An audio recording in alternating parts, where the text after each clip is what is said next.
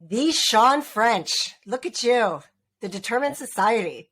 So great to see you, my dear. How are you? I'm wonderful. It's so nice to see your smiling face and hear your voice. It's been so long. So this is It has been. Yeah. It has been. It's been way too long. And we were talking about so many great things before I pressed record. And I'm like, okay, we need to stop because we're already having this amazing conversation. Which is never like an issue with us. We always have Right. amazing conversations. So I know. I respect that. It's great. Absolutely. Absolutely. So I'm looking at your bio that you sent me, and I want to talk about all of that. But you've got a really great story that goes back a long time when you were a baseball player. And, I come from a family of baseball. My parents were part owners of the Wilmington Blue Rocks that used to be a farm team of the Kansas City Royals. And they owned that forever until my father passed away in 2016. And then they sold their shares. So baseball has just been in my blood. And my son played, and I just love it. And I love that. It kind of connected me with you because I never forgot that when you were talking about, your journey with baseball. So can you share that story? Because I think it's a really powerful one. Absolutely. I didn't know that about you, by the way. Oh. So that's really cool. Yeah. It all started when I was a kid. I had, very few male role models in my life, right? However, my uncle and my cousins, mostly my uncle, right, was just the guy for me. Like, I looked up to him, and every time I saw my uncle, my eyes lit up, and it was just like Santa Claus walked through the door year round, right? It's like, this is my guy. And he was into baseball. He was really, really good. I used to go watch him play in junior college and even before in like his summer competitive leagues. And I remember being the young boy. I don't have very many memories as a young child, but I can remember being, 2 or 3 out on a baseball field watching him and my cousins play. I mean, it is a core memory of mine, right? And I just used to have all these allergies to where my eyes would get red and they'd swell up and I'd be in pain, crying. I couldn't see. And my mom was like, my grandma were like, hey, you got to get home. Let's go. I'm like, I would just throw fits. Like, you are not taking me away from this baseball field. For me, it was something so special, just the energy and to me, baseball is beautiful. And so it put me in a different state mentally at a very young age. When I was 7, I started playing. It wasn't the best, right? But I was young. I was 7 years old, and I never, once I started moving up, year after year, people started noticing, like, you're pretty good. You have some skills. So once I got into high school, it was like, let me get through this. I want to go play at a 4-year university, and I want to play professional baseball. And, all the while, my parents really supported me. They got me everything that I needed as far as baseball equipment and, all these different lessons so I could hone in my craft with catching and, hitting and all that kind of stuff. The one thing, though, that I would have to highlight is my father was so hard on me to a point where it triggered this perfectionist complex. So nothing I could do was ever good enough. It was always, I'd get in the car after the game, super excited. I went 2 for 4 with a single and a home run, maybe a strikeout and a pop up. And I'm on cloud 9, right? I had 3 great. RBIs, 2 hits, Yeah. blew one out of the ballpark. That's amazing. Right. And I would get in the car. Yeah. I was super excited. You see that, man? I'm like, Yeah. talking everywhere. It's like, dude, what was up with that strikeout? What the F is wrong with you? That sucked. And then in the 3rd inning when that ball went off your glove, what were you thinking? You can't drop balls like that behind the plate. No one's going to trust you. And then you had a pass ball in the 5th inning. And I'm like, oh my God, you're going, I didn't know this term at the time, but it was like, he was going down to the most micro level of everything that I was doing and just ripping it apart. Right. So I grew very resentful. And in fact, to this day, I don't have a relationship to my father because he still tries to do it. Now I'm a grown ass man and I have children and a wife of my own. And I don't choose to have that energy in my life because I want to break that cycle. You know what I'm saying? Yes. I don't want to continue that. So the point is, while he may have wanted the best for me, it was a constant tear down. Right. And so I go into my adult life and into Division I college baseball at LSU. Now I'm with the big boys. I'm in the Southeastern Conference. This is the premier baseball school in the whole country. And I had zero confidence in myself. And all I did was continue to mess up, have a scarcity mindset, injury after injury, and to a point where after my senior year, it was a bust. Like I didn't excel the way I wanted to. But the reason I tell that story at such great length is because it taught me something very, very special. There's always going to be things that you can improve on. It's how you perceive those things that matter.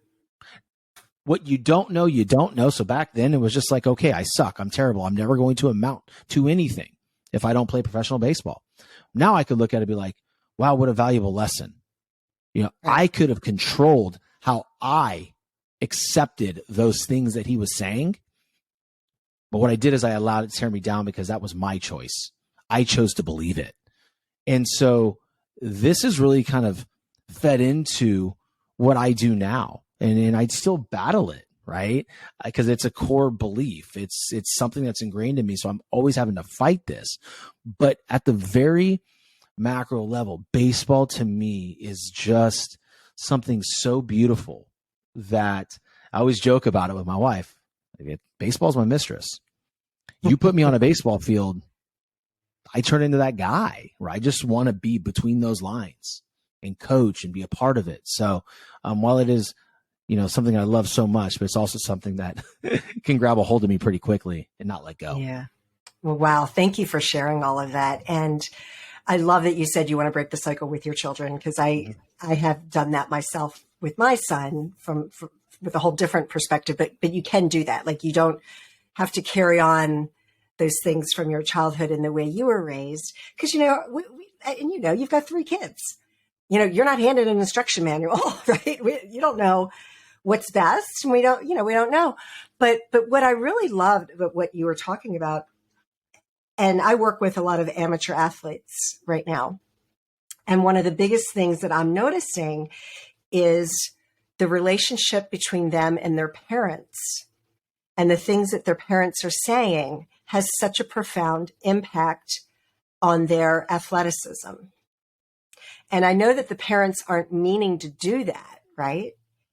They have their best interest at heart for their kids. They're trying to help, but they don't know that. So it's all about really, like, now we know as an adult, when we're hearing that constructive criticism, like, we can take it with a grain of salt, but as children, they don't. And, so that's kind of the thing, is like, educating. I'm on this mission to educate young adults that whether it's a parent or a friend, you don't have to, it's not about you, it's about them. Mm-hmm. Right? Like, what other people think of you is none of your business. But as a child, you really take that to heart when somebody says something. It's true. Yeah. You want to please the ones that mean the most of you, and it's usually your parents, right? Your parents can do no wrong. They could be the most effed up individuals, and you wouldn't know. The only thing that you know is that's mommy and that's daddy. You look up to them, and as a boy, you look up to that dad. You get to a certain age, where you get to be 8 years old, and it's all about dad, dad, dad, dad, dad. And whatever dad says, it is like an immediate freaking download. It is straight up. It doesn't, that does not leave, right? So when I talk to my son and my daughters, I do my best, and so does my wife. My wife is so good at this. It's all about empowerment of themselves. Like, this is nothing like, you're doing this wrong. It's, hey, how was your day? What could you have done better today? Yeah. How did you help one person today? So you talk about, what we're doing right there is we're trying to get this critical thinking skills of like, what could I have done better? But have them author that thing. Not like, hey, Bobby, like, that was terrible. Like, you could have done better at this. It's like, what could you have done better? Well, you're giving them empowering questions to ask themselves. Absolutely. So, just the thing, like you said, like, there's no manual to parenting. But the reality is sports parents are the freaking worst.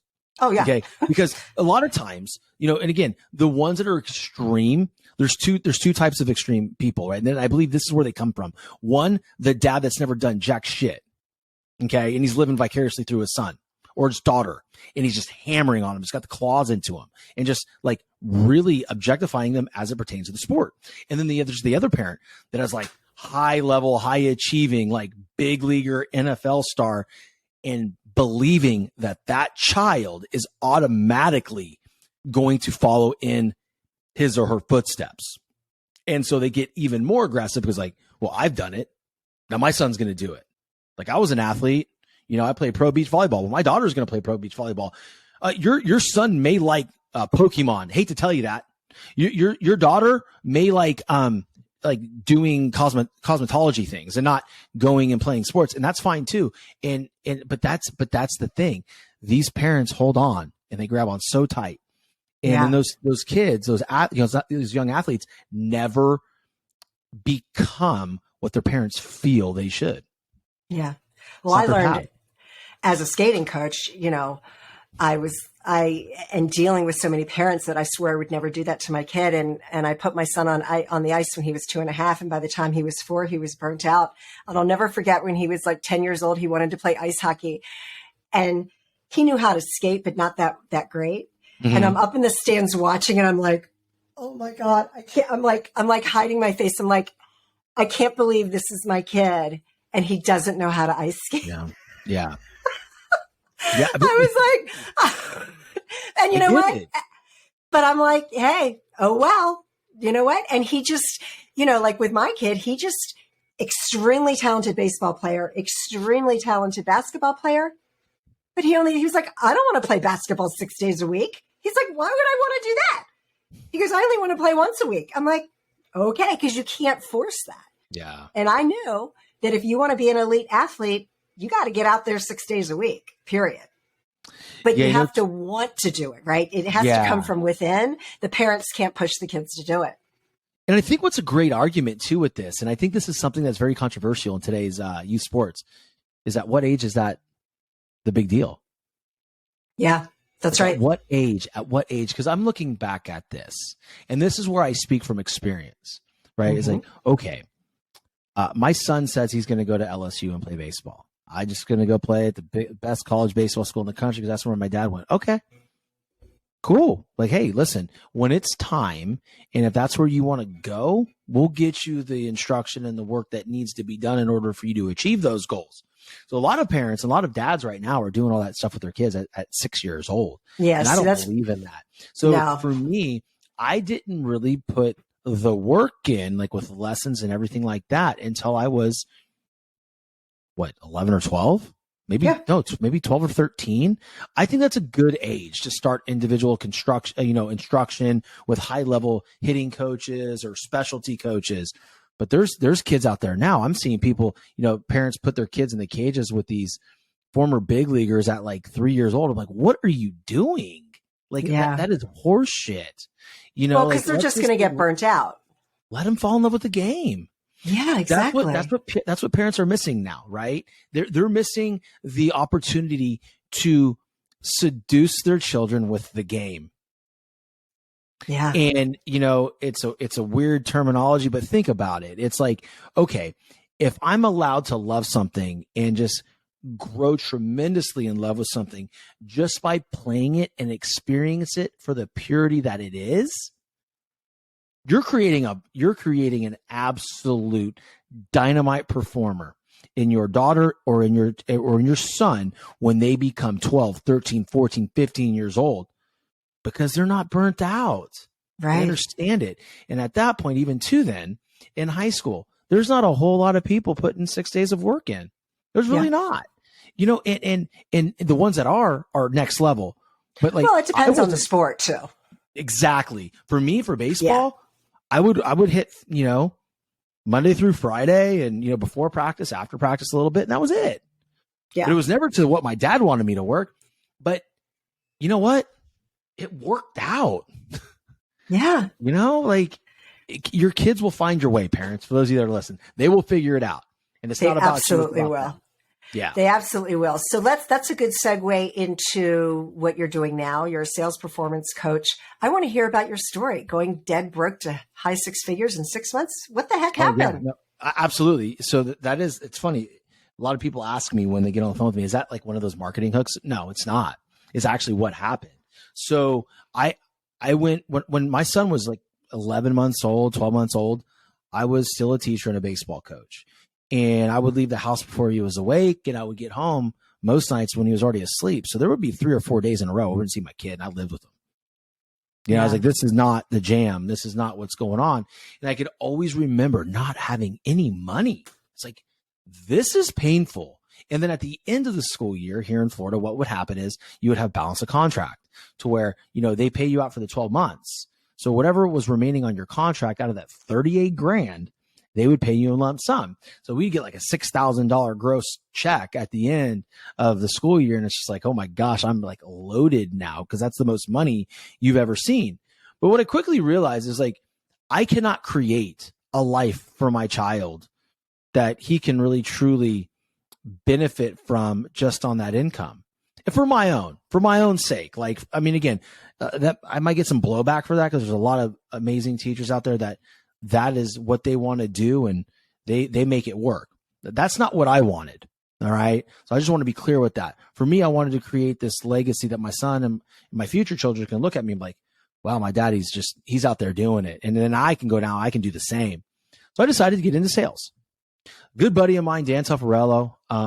It's funny that I'm telling this story a lot because what happened was just a friend and a man doing something special for me because he believed in me, who's turned into part of my story. The guy gets more airtime than anybody, so what's up, Dan? But, he hired me over at Paychecks Incorporated, and it was, business to business payroll sales. And, man, did I really suck at it the first few months. I'm going to tell you, it was absolutely terrible. And I even tried to resign. I walked into his office after a mental breakdown in Marco Island, Florida, in the Publix parking lot, just in tears. Like, I just can't do this. This is just, I can't get out of my car with the anxiety. And, people don't like me. They don't want to buy from me. So I tried to go, resign. He's like, hey, listen, man, I told you I'd give you a year. You're going to give me the same respect. After a year, if you don't like this, you can go back and do whatever you want, but you're not going anywhere because I believe in you. And you are going to be one of the top reps in this organization by the end of this fiscal year. And I'm like, bro, you're high. But okay, whatever. So I went home that day and I just thought to myself, am I really doing everything I needed to do in order to be successful here? Like, and when I say that, was I doing the work? Absolutely. But was I being intentional? Did I have a real plan? I didn't have a real plan. So I decided to create my own sales process and my own follow-up process and my own actual daily activity schedule. And I created it the night before, the next day, and I stuck to that day. And I took like 3 or 4 pages of notes, those big yellow sheets, those big ones. Mm-hmm. My goal every day was to fill that up with 3 or 4 pages of notes. So while the call points I was told my KPI was 8 calls a day, I did 30. Because I wanted the experience. I wanted to compile information. There's the only real way to get real results is to go out there and do the darn work. Right. But do it even more than is expected. So that way you have actual data. And what I quickly realized right away, I was like, man, I wasn't doing it like this. Like like before, I was just going from door to door and knocking and like walking out of there mad because I was having no results, but I wasn't taking the initiative to do it professionally like I am now. Right. And so I did that over and over again every single day for the next 6 months without fail. Like, it was part of my process.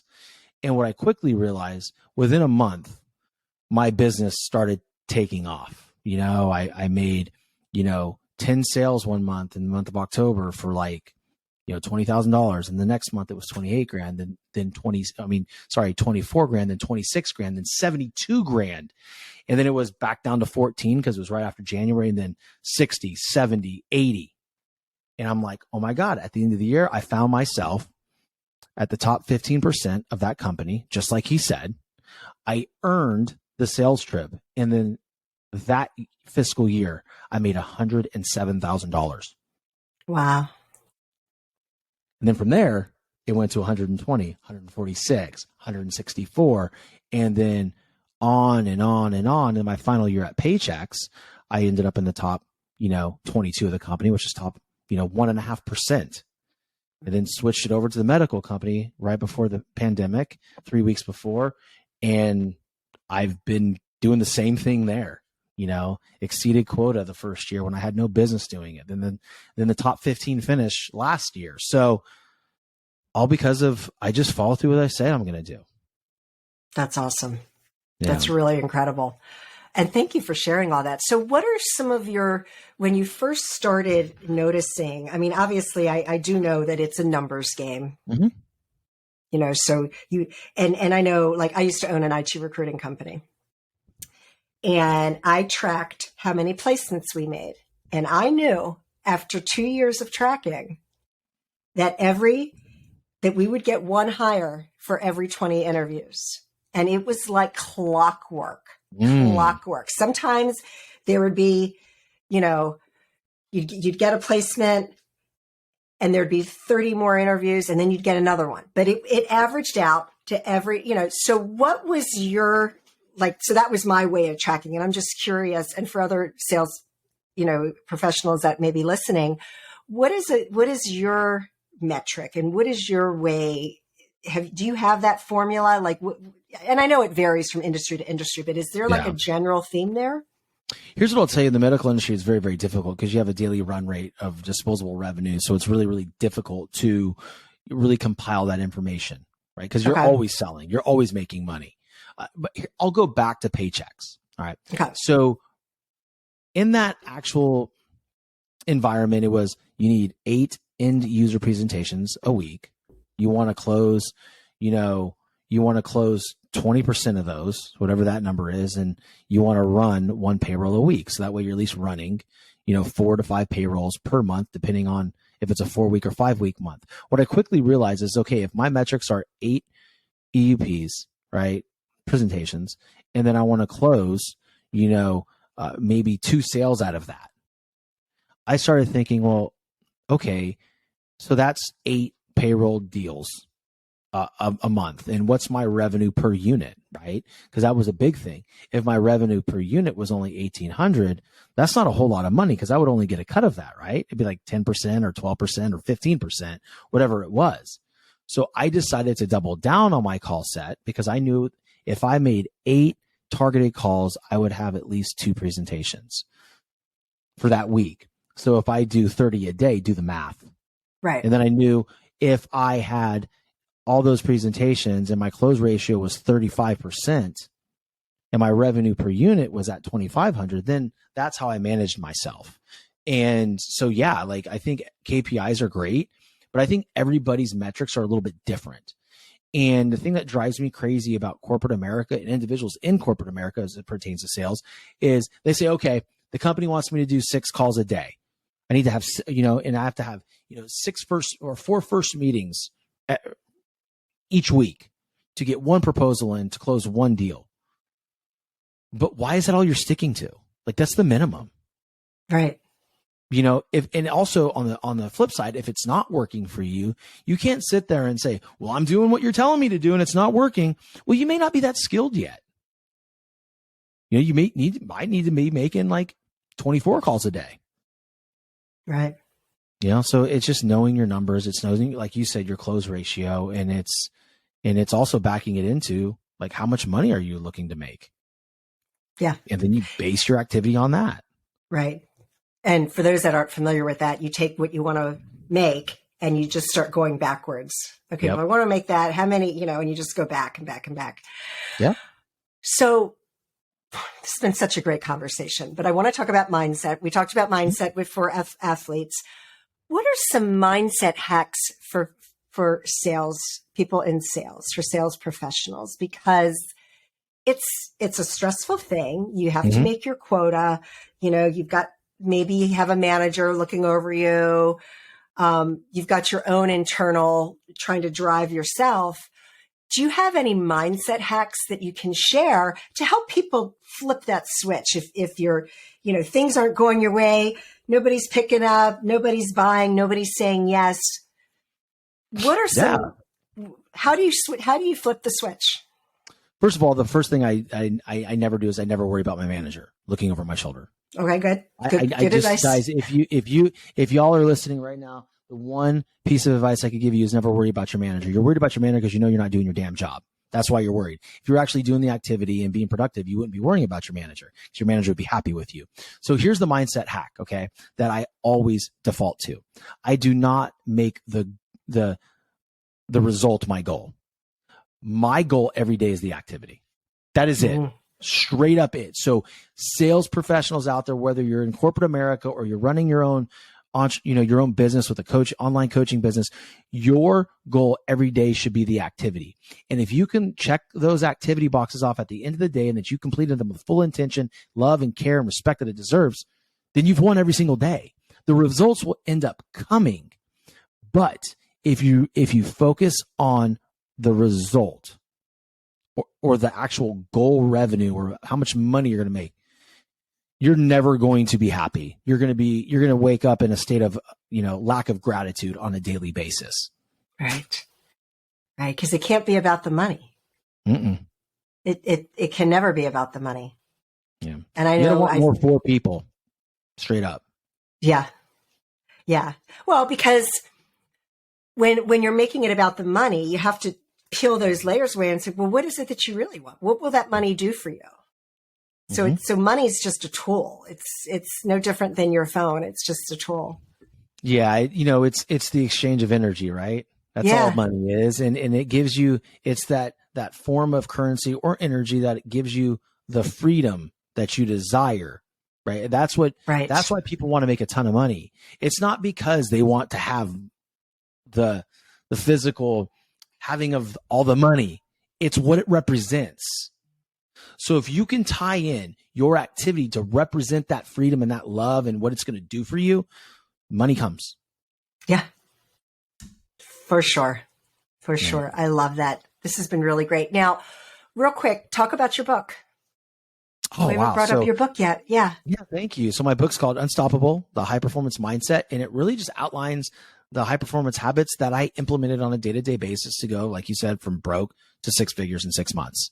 That is all it is. And then I also have like 8 digital trainings that go along with that kind of just outline it. But I mean, really that book right there is from A to Z, how I did it, and actually give tangible tools in there and some tactics to break that down and achieve it.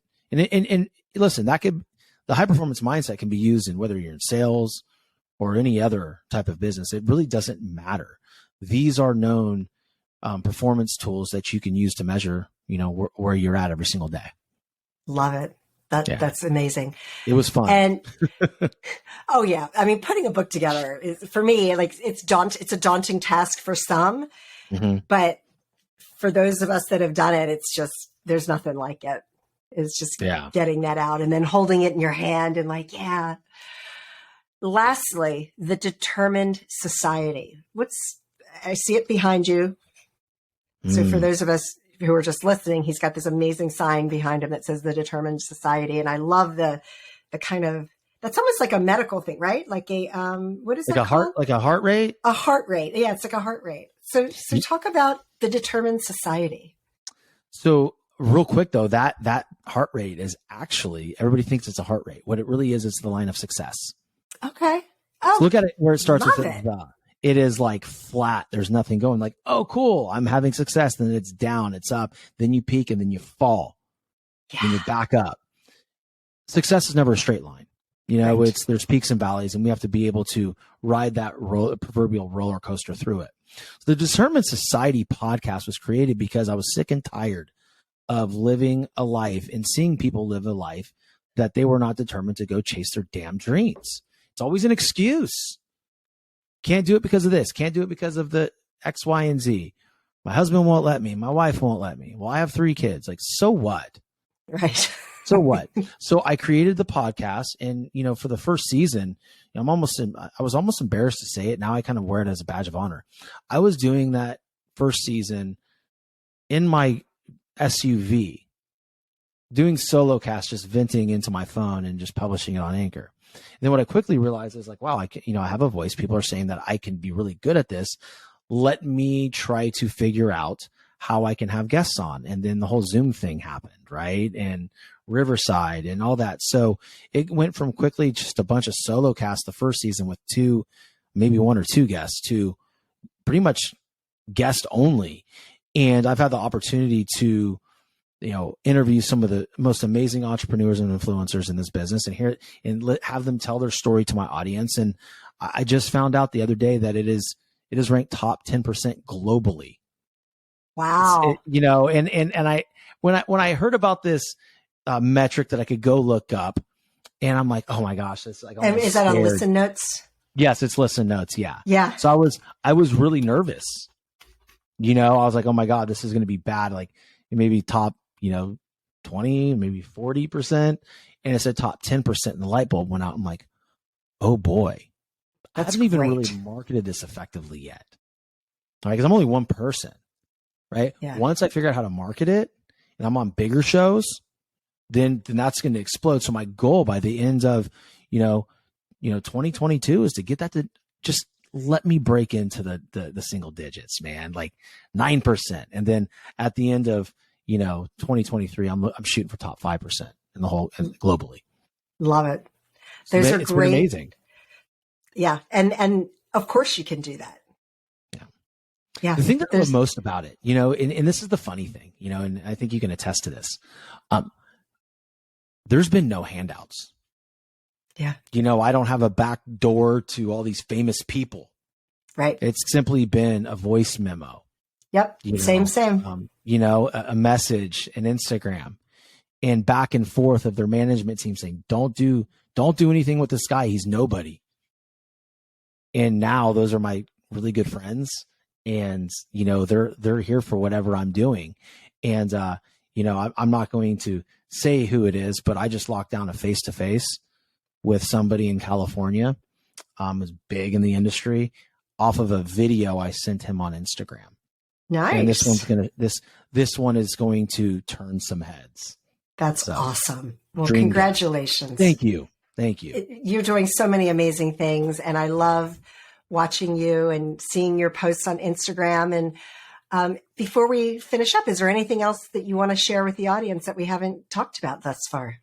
Yeah, two things. So if any of your audience is interested in grabbing a copy of my book, it's just shipping and handling. All they got to do is DM me, Happiness Solved, right? Just DM me Happiness Solved, the name of the show, and I know where you're coming from, and I'll send you the link so you can get the book. The other thing is I just want to be very, very clear with this. I had this epiphany yesterday. A good friend of mine, Kyle Carnahan, and I had a conversation. He's like, hey man, let me ask you a question. I've been thinking about this for over a year. Who gravitates to your work more, men or women? I'm like, dude, women, that's easy. And so from that, we really uncovered that I needed to pivot a little bit, actually a lot. So I'm creating this amazing program for women that is directed towards women sales professionals and entrepreneurs that are having a hard time with the alpha male minimizing who they are as a professional and as a salesperson, and objectifying them, whether it's in the boardroom or just on an everyday basis. See, why is it that women have to prove their worth in business? That's right. Why is it that? Is it 1950? Because I don't think it is.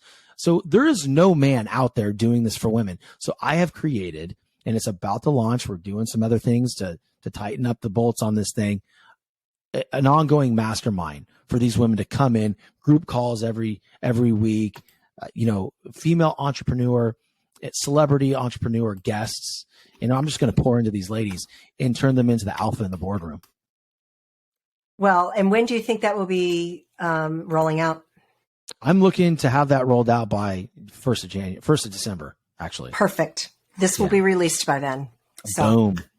There you go. Pick up on that. If you're a woman and you're a sales professional or entrepreneur and you want to learn how to be a man eater in the boardroom, I'm your guy. Awesome. And people can find you at theshawnfrench.com. theshawnfrench.com. Yes, absolutely. And that's also your Instagram handle, right? Yes. At the Shawn French is my Instagram handle. Absolutely. And they'll see a link tree. Once they get there, click on the link tree everywhere you can find me. Perfect. Shawn, thank you so much. I'm so happy we finally got this discussion recorded. Me too. And on to bigger and better things for both of us, for sure. The pleasure's all mine. Thank you so much, Sandee. Thank you.